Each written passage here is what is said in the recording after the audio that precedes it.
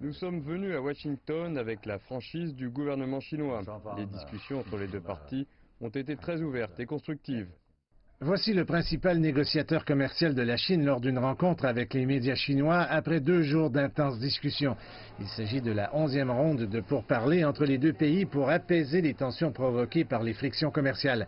Mais les derniers efforts pour atténuer les effets négatifs ont été brutalement arrêtés alors que les États-Unis ont annoncé l'imposition de nouveaux droits de douane sur 200 milliards de dollars supplémentaires de produits chinois avant la fin des négociations.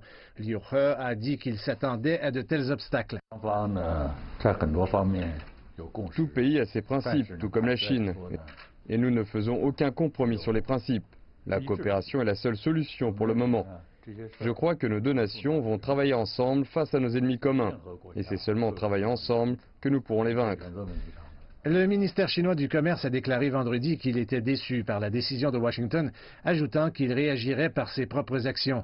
Le vice-premier ministre Liu a repris ses propos, mais il a également déclaré que les deux parties avaient réglé de nombreuses questions et s'étaient mises d'accord sur les sujets pour de nouvelles discussions.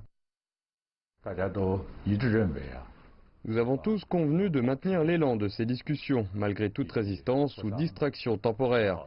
Nous avons également décidé de nous revoir bientôt à Beijing. La Chine et les États-Unis ont jusqu'à présent imposé des droits de douane punitifs sur des marchandises valant des milliers de milliards de dollars, suscitant ainsi l'inquiétude de l'émergence d'une possible crise économique mondiale. M. Liu a indiqué que la Chine ne souhaitait pas d'autres escalades, mais que, si c'était ce qui se passait, son économie serait suffisamment forte et saine pour la traverser, même si elle était sous pression.